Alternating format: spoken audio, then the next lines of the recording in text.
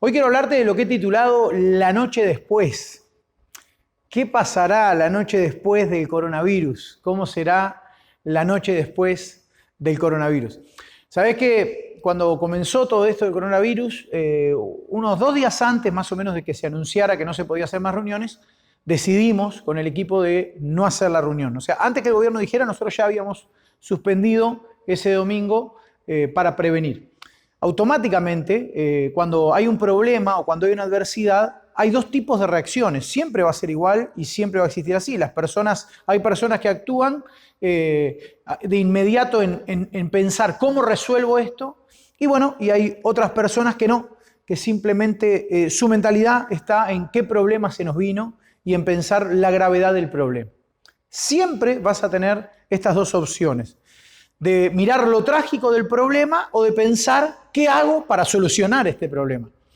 Claro, no es tan fácil, ¿no? Entonces, yo quisiera un poco en esta historia que te voy a contar hoy de la vida de David, que es una historia muy conocida, hacerte reflexionar en qué lugar estás posicionado, pero a la vez mostrarte cómo David automáticamente, en medio de un problema que él provocó, porque una cosa es cuando, como esto del coronavirus, que nos toca de arriba, ¿no? Cuando nosotros nos vimos en esta situación dijimos, bueno, lo primero que vamos a hacer es suspender el culto. Lo segundo, bueno, y la gente no va a tener cómo resolver el tema de la comida, mucha gente va a quedar sin trabajo, vamos a organizar una olla popular. A la siguiente semana ya teníamos pronta el equipo de trabajo, cómo íbamos a funcionar, qué días, comenzamos a mandar cartas para que nos ayudaran y ya comenzó todo a moverse. ¿Qué es eso básicamente? Bueno, eso es ser proactivo, así se llama, una persona que no espera que todo lo pase por arriba, sino que decide ponerse por encima o por delante de las circunstancias.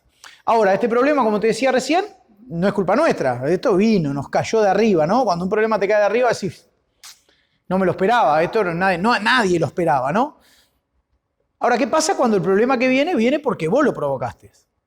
Esa es complicada. Y por eso quiero hablarte de la noche después, porque David, que es para mí uno de los más grandes de la historia de la humanidad y quizás el más grande adorador que nunca vamos a conocer, o sea, después de Cristo, nunca vamos a ver otro adorador como fue David. Fue lo más grande en adoración, un hombre totalmente sensible a las cosas de Dios, precioso hombre de Dios, que nos enseña durante toda la Biblia cómo debemos ser adoradores. Y David se mete en un problemón y comete un error garrafal, un error grosso, que te lo quiero contar, está en Crónicas, capítulo 13, versículo 7. Vamos a leer la palabra del Señor, dice así. Y llevaron el arca de Dios de la casa de Abinadab en un carro nuevo, y Usa y Ahio guiaban el carro. Y David y todo Israel se regocijaban delante de Dios con todas sus fuerzas, con cánticos, arpas, salterios, tamboriles y címbalos y trompetas. Pero cuando llegaron a la era de Kidón, Usa extendió su mano al arca para sostenerla porque los bueyes tropezaban. Y el furor de Jehová se encendió contra Usa, lo hirió porque había extendido su mano al arca y murió allí delante de Dios. Y David tuvo pesar porque Jehová había quebrantado a Usa, por lo que llamó aquel lugar Pérez Usa hasta hoy. Y David temió a Dios aquel día y dijo, ¿cómo he de traer a mi casa el arca de Dios?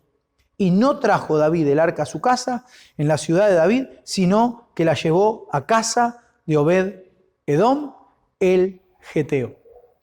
Te voy a leer nuevamente una parte del texto que me parece formidable tenerla presente. Dice, y se regocijaban delante de Dios con todas sus fuerzas, con cánticos, con arpas, con salterio, con tamboriles, con címbalo y con trompeta. Estaban chochos de la vida.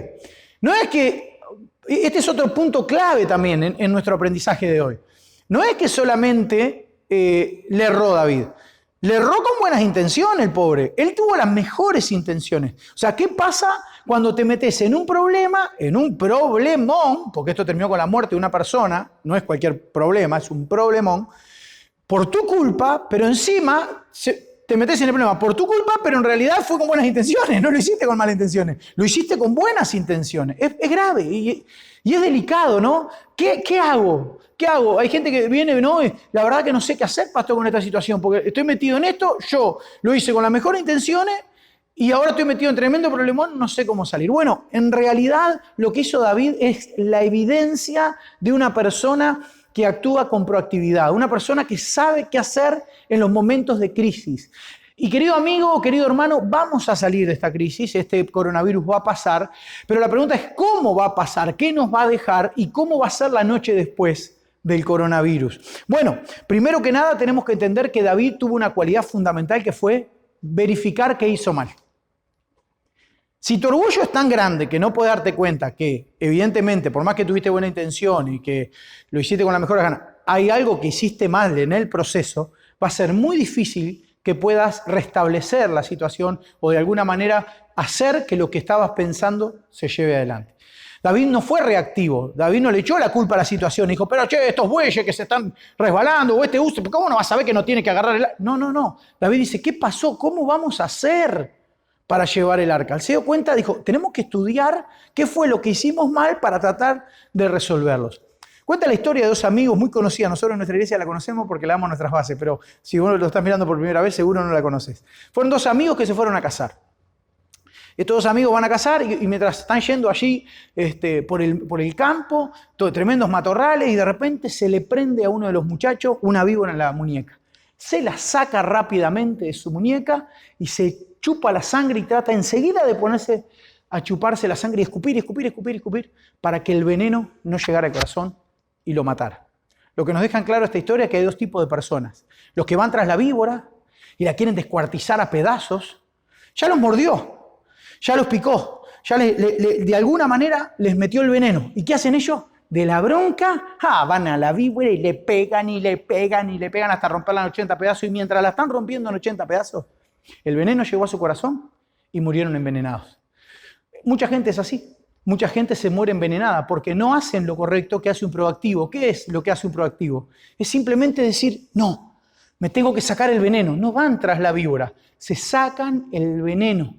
Porque cuando vos tomás la decisión de sacarte el veneno, no dejás que las cosas externas te contaminen.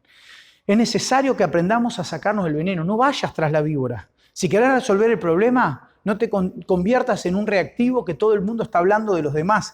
Esas personas que solo lo único que buscan es vengarse de la víbora que le hizo daño, vengarse del veneno que les llenó y que les metió y están todo el tiempo. Son esa gente que lo ves en tu trabajo, hablando de otros, hablando pestes de otros, todo el tiempo llenándote la cabeza de lo que otro le hizo. Y claro, cargan toda su frustración a despensas de otros. O sea, todo su problema es por la culpa de otros. Otros son los que generaron que ellos estén como estén. Otros son los que hacen que ellos no puedan salir adelante. Y claro, de esa forma viven la vida echando la culpa a los demás de la mediocridad que ellos tienen. David no. David lo primero que hace es preguntarse y dice, ¿cómo he de traer a mi casa el arca de Dios? David quería la presencia de Dios y sabía que él había hecho las cosas mal y que algo tenía que cambiar para que esta realidad fuera la que él esperaba. ¿Qué hace la persona proactiva? Bueno, aprende a sacarse el veneno. Aprende a sacarse el veneno. Y perdona, una y otra vez perdona, no se está culpando. ¿Y por qué te digo perdona? Porque David se pudo haber culpado a sí mismo y haberse quedado bloqueado. Hay gente que no se perdona a sí mismo.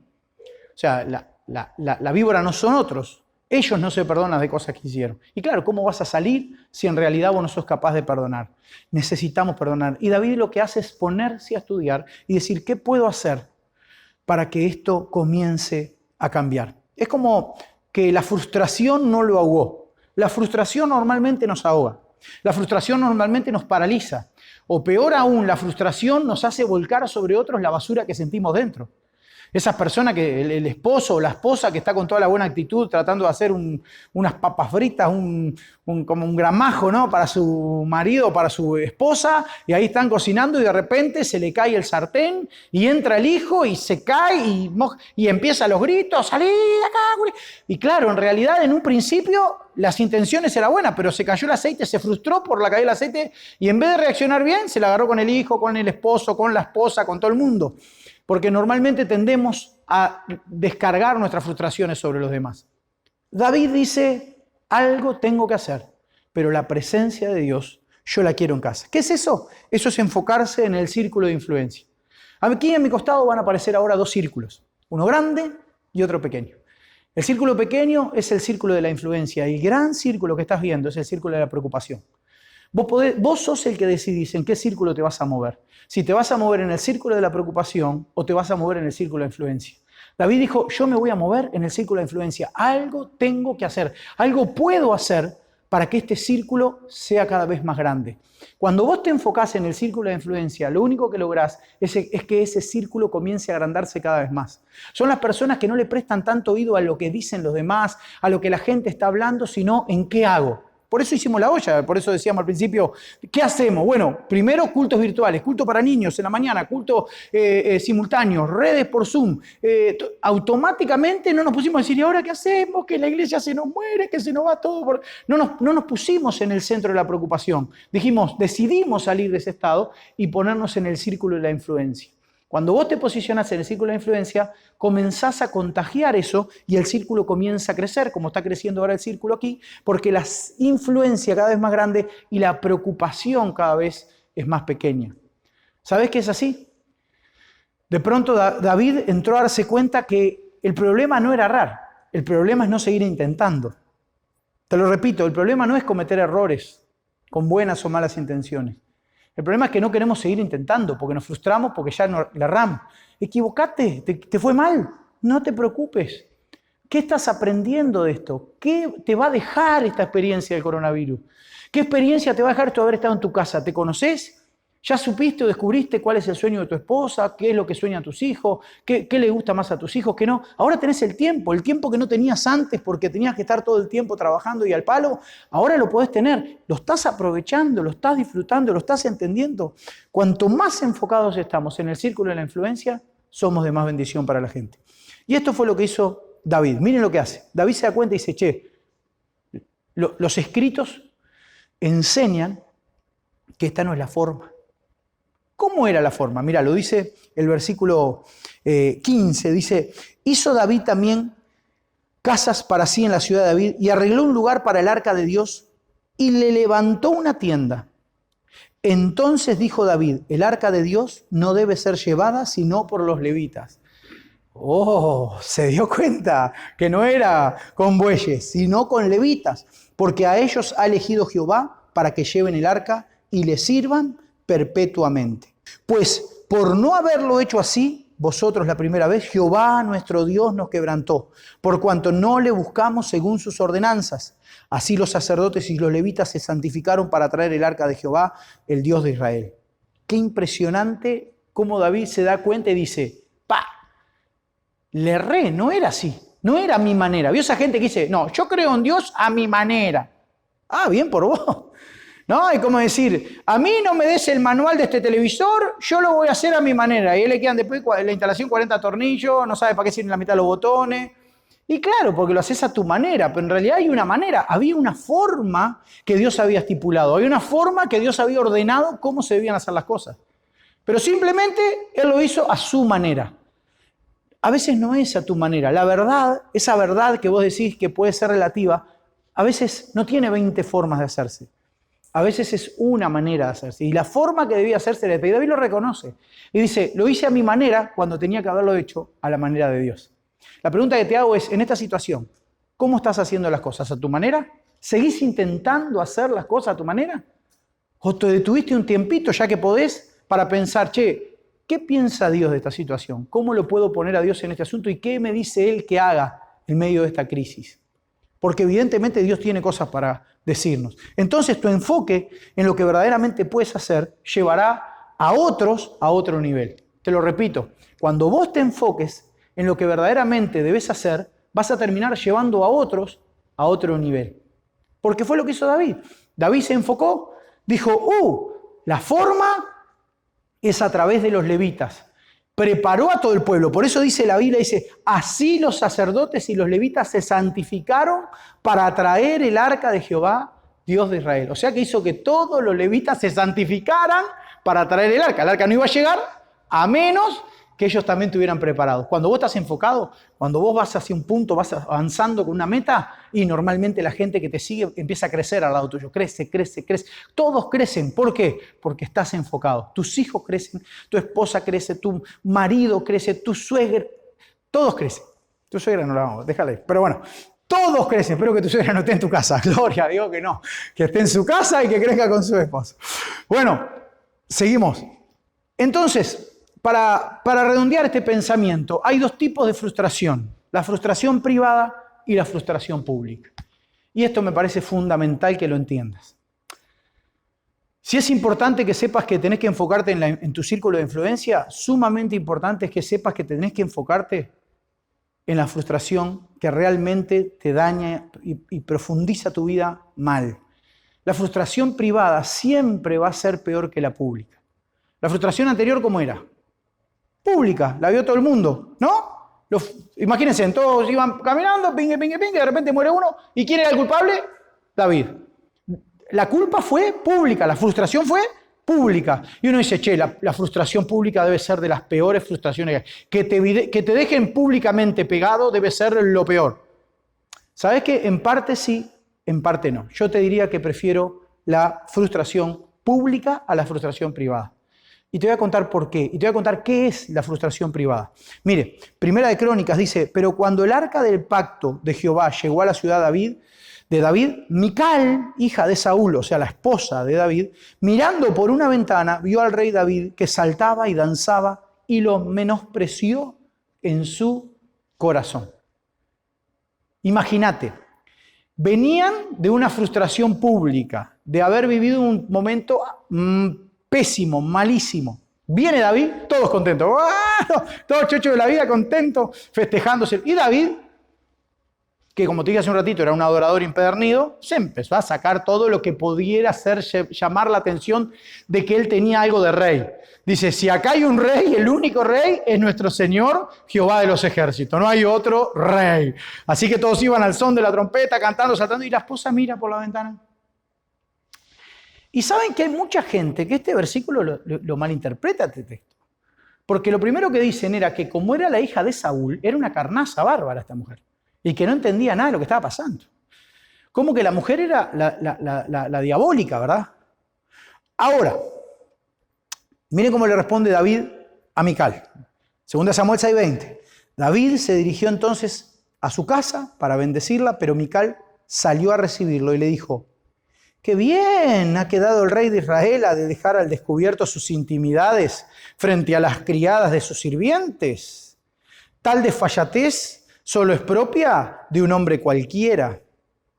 Ay, se picó en casa. Como al principio del programa de hoy, ¿no? Que se picó ahí antes de empezar, parecido, mire. Sí, le dice él, dancé, pero lo hice delante del Señor porque Él me eligió para reinar su pueblo Israel. El Señor me ha preferido a mí en lugar de tu padre y de tu familia. Y aún podría rebajarme más según tu opinión, pero a los ojos de las criadas que tú mencionas seré objeto de honra.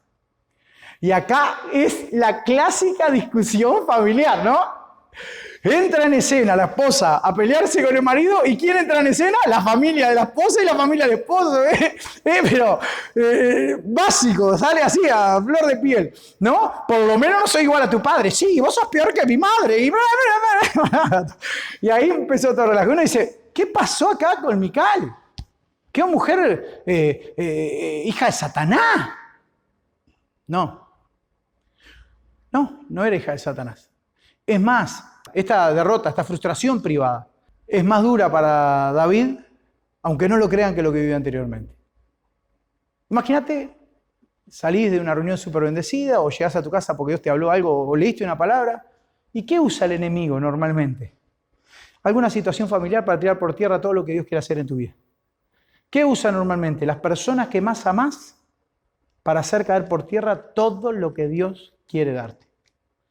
Y uno dice, ¿pero será que Mical era tan buena? ¿Vos sabés quién era Mical? Fue la primer conquista de David. Yo te voy a contar la historia. No sé si vos te acordás, pero David, ¿cómo hace para quedarse con la hija de Saúl? Y dice la Biblia que tuvo que pelear contra un gigante, ¿te acordás? Goliat. Tuvo que ir a la batalla contra Goliat y la recompensa, ¿cuál era? La hija de Saúl. O sea, si él le ganaba al gigante, le daban a la hija de Saúl.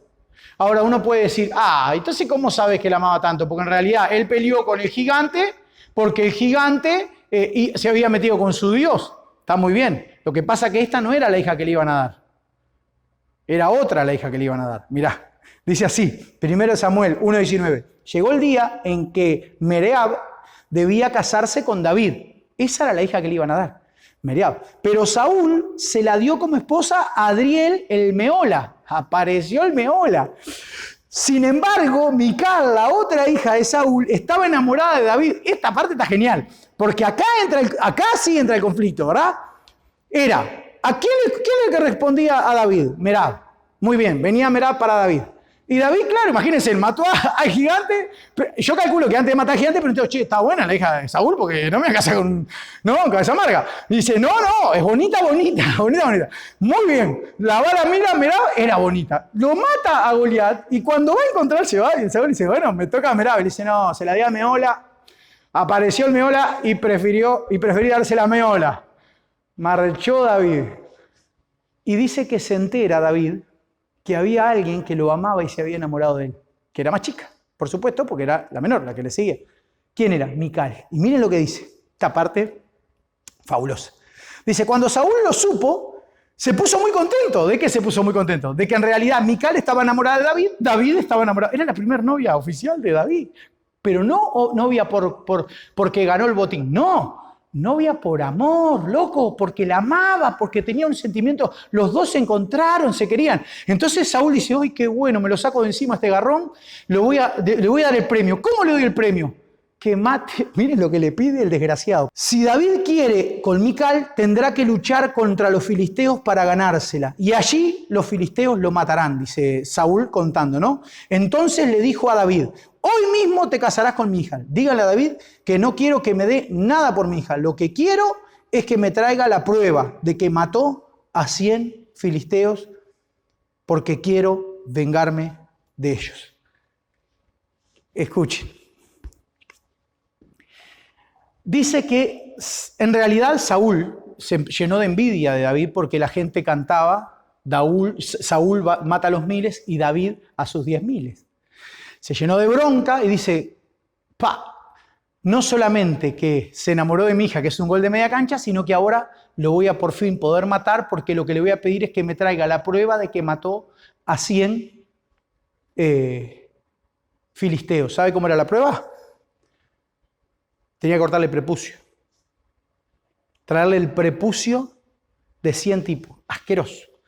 Si usted sabe qué es el prepucio, no se lo comente a nadie, usted quédeselo ahí. Si no sabe, después estúdielo. ¿Está bien? Pero ¿qué hace David? Se tiene que ir a enfrentar a la guerra, matar a 100 filisteos, traerle los 100 prepucios en una bolsita ecológica para no dañar el medio ambiente y decirle, acá le traigo la prueba de las muertes que llevo en mi cámara, en mi regazo. Piense conmigo, Mical era una más. Yo creo que al tercer día de luna de miel, David la miró y le dijo, ¿sabes lo que me costaste vos? Yo creo que la habrá mirado y le habrá dicho, nada paga lo que es estar contigo. Todo lo que hice por estar contigo. Y ella dijo, ¿y qué hiciste? Te cuento. ¿Sabes lo que es? Contarle a la mujer todo lo que hizo para tenerla. Y ella estaba ya enamorada de él desde antemano. ¿Usted se piensa que la relación entre Mical y David era una relación así nomás? Era una relación de aquellos tiempos, pastor, que se la daban y el tipo tenía que casarse con ella porque era parte. Y bueno, no, era de amor de verdad. Y llegar de una victoria tan genuina, tan linda, tan hermosa, de haber traído la presencia de Dios a su casa y que tu esposa te escupa la cara y te diga, vos te comportaste así como desprestigiándolo, como un cualquiera, debe haber sido horrible. Lo peor fue que esa noche seguramente durmieron peleados. La frustración matrimonial es la peor frustración que puedes tener en tu vida. Y esta mañana yo quiero desafiarte como familia a entender este principio. La persona más importante en tu vida, si estás casado, no son tus hijos. Es tu esposa o tu esposo. Porque a tus hijos van a ser tus hijos siempre. Tus hijos van a ser tus hijos toda la vida. Toda la vida van a seguir siendo tus hijos. Pero tu esposa, tu esposo, lo elegiste vos. Vos elegís cada día estar con él. Vos elegís cada día estar con ella. Algo los unió. ¿Por qué no aprovechás esta cuarentena para pensar aquellas cosas lindas que vivieron? Imagínate a David contándole a Mical. ¿Te acordás cuando le corté el prepucio a aquellos 100 desgraciados? ¿Se matarían de la risa? Claro. Pero recordaban lo que hicieron, las locuras que hicieron para estar juntos. ¿Aprovechaste un rato en esta cuarentena para recordar con tu esposa las locuras que hicieron para estar juntos? ¿O solo se están echando culpas y viendo cómo van a hacer para que esta cuarentena no los termine ahogando? Porque ahora cómo vamos a pagar las cuentas y todas las situaciones que van a pasar y qué vamos a hacer porque ahora yo estoy en el seguro y fíjate que no, y tenemos tal cuenta y tal. Salí de la zona de la preocupación. Salí del estado de la preocupación que te consume, te mata, te hace daño. Y pensá que la persona que tenés al lado es la persona que Dios te regaló para compartir todos estos años. Y todo lo que has hecho con ella o con él juntos todo este tiempo. Todo lo que han logrado. No mires lo que no lograron, lo que no van a lograr, todo lo que se le va a complicar. Mirá lo que disfrutaron juntos, lo que han pasado juntos. David se tuvo que enfrentar a esta realidad. Lo que David no entendió era que Mical quería compartir la conquista con él. ¿Por qué no vino David con Mical? ¿Por qué no compartió con ella la conquista? No era mucho lo que le pedía, era compartir la victoria que estaba viviendo. Compartir las victorias con tu esposa o con tu esposa. David le pudo responder como le respondió, de mala manera, echándole la culpa a los suegros, a la madre y a ella también, diciéndole que muchos se ponen contentos como le respondió. Muchos pastores dicen, y ahí le respondió lleno del Espíritu Santo, y para Dios voy a danzar y voy a hacer. Sí, danzate todo lo que quiera para Dios, pero si tu matrimonio está hecho pelota, no tiene sentido nada lo que hagas dentro de la iglesia. Si tu matrimonio no avanza, no crece, porque realmente son como perro y gato, y todo lo que hagas para el Señor va a ser en vano. Porque el que no provee para lo suyo es peor que un incrédulo, dice la Biblia. Entonces quizás lo que Dios te está diciendo es, ¿por qué no mirás la otra respuesta que David le pudo dar? David le pudo haber dicho, mi amor, si algo me gustaría es que te goces conmigo. Si algo me gustaría es que disfrutes de esta victoria conmigo. Perdóname, no me di cuenta de que fueras conmigo, que compartieras este tiempo. Te dejé acá sola y yo fui a hacer lo que debía hacer. Los hombres somos así. Lamentablemente necesitamos logros. Vivimos por los logros. Por eso un hombre normalmente en la calle lo ves mirando que autos. Mira qué auto. ¡Pah! Tremenda máquina. ¡Pah! ¡Pah! ¿Verdad? Son logros que tuvo. Logros. Buscamos tener logros. Nos olvidamos que si tenemos un montón de logros y llegamos a casa y no hay nadie, todo lo que tenemos carece de sentido. Entonces te invito en esta mañana a que pienses conmigo. ¿Qué te va a dejar el coronavirus después de esta crisis? ¿Qué va a pasar después? ¿Cómo va a ser la noche después del coronavirus? Dios quiera que esta noche que David vivió, tú no la tengas que vivir. Una noche peleado, mal, discutiendo, cuando en realidad tenían que estar felices en familia porque la presencia de Dios había llegado a la casa. ¿De qué te sirve que llegue la presencia de Dios a tu casa si no sos capaz de perdonar a tu esposa o a tu esposo? ¿Sabes que hay cristianos que hacen esto? Hay cristianos que no se hablan con su esposa o con su esposo, pero ellos son hermanos de Dios. Habla con tu esposa. Que esta crisis te acerque como nunca antes. Que esta situación te acerque como nunca antes. Y que cuando pase coronavirus podamos recordar y decir, me acuerdo que cuando vino coronavirus, con Mical nos tratábamos de una forma, pero ahora nos tratamos mucho mejor. Porque no solo hice lo que tuve que hacer en aquellos tiempos, sino que aún sigo siendo aquel que da todo con tal de tener el amor de ella. Que Dios te bendiga en esta mañana. Vamos a orar, pedirle al Señor que nos bendiga. Si los niños ya terminaron su programa, llamalos, que se vengan contigo. Si están allí, déjalos tranquilos, que sigan disfrutando de su programa, que sin duda alguna Dios le está hablando. Pero vamos a orar por nuestros matrimonios. Vamos a orar para que Dios bendiga a tu pareja, para que Dios bendiga tu relación. Y si no estás casado, vos decís, pastor, me hiciste como una prega, no estoy casado, no tengo esposa, no tengo... Bueno, prepárate para la mujer que vas a tener, o para el hombre que vas a tener. Y que en este proceso realmente te esfuerces para saber de que la victoria privada siempre va a ser mejor que la victoria pública, porque precede a la victoria pública. Y la victoria pública es el aplauso de algo que vos ya lograste en lo privado, cuando nadie te vio. Cuando nos felicitan o nos dicen cosas lindas, nosotros en realidad no nos espantamos ni decimos, ay, porque en realidad sabemos que el esfuerzo por llegar acá lo pagamos cuando nadie vio nada. Nadie sabe lo que pasamos, nadie sabe lo que atravesamos, nadie no tiene ni idea los momentos difíciles que pasamos. Pero después la gente te dice, ¡qué lindo! La victoria privada. Y la victoria privada se funda en la relación matrimonial. Padre, aquí estamos delante de tu presencia, agradecidos a ti, Señor, en este tiempo, porque sabemos, Señor, que tú has preparado este tiempo de coronavirus para tratar la familia y hablarle a nuestros matrimonios. Padre amado, yo bendigo cada matrimonio de Iglesia Nación para que si están pasando una circunstancia difícil, salgan del círculo de la preocupación y se posicionen en el círculo de la influencia. Padre amado, de tal manera que a partir de ahora venga un tiempo nuevo y un tiempo especial. Y que no cometan el error que cometió David, Señor, de haberse equivocado grosamente como se equivocó públicamente, pero después equivocarse también en la realidad privada. Señor amado, queremos tener victorias privadas y esas victorias privadas sabemos que van a comenzar en nuestra relación con nuestro matrimonio. Bendecimos los matrimonios, Señor, que nos están viendo. Si hay matrimonios que nos están viendo en este momento, que no son de Iglesia Nación, Padre, que tu presencia los llene y los lleve a otro nivel. Ayúdalos, Señor, a conocerte. Ayúdalos, Señor, a experimentarte. Ayúdalos, Señor, a descubrirte. Señor amado, que ellos puedan nacer de nuevo y tener una experiencia poderosa contigo. Y si son cristianos y saben que están mal entre ellos, Señor, que el temor caiga sobre ellos para hacerle conciencia y hacerles entender, Señor, de que nada sirve si ganamos al mundo y perdemos, Señor, a nuestra familia. Padre, queremos bendecir nuestra familia, bendecir a nuestros hijos, bendecir a nuestra esposa con un testimonio, Señor, lleno de tu Espíritu Santo. Gracias por este tiempo y que la noche después sea extraordinaria después de este coronavirus. En el nombre de Jesús, gracias Dios. Amén y amén.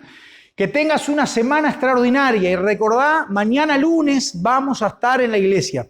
Por ahí dijeron que lo que más necesitamos es carne. Bueno, esta semana pasada aflojó las donaciones. Los que más nos apoyaron fueron Pagnific, que fue una bendición, que nos donó pan prácticamente todos los días, y huevo, nos donó huevo también Pagnific. Pero en realidad lo que es carne y lo que es alimento bajó muchísimo esta semana. Alimentamos 550 platos y necesitamos de tu ayuda. Así que si podés, mañana entre las 10 de la mañana y las 16 horas va a estar abierta la iglesia para recibir tu donación. Que Dios te bendiga, nos vemos.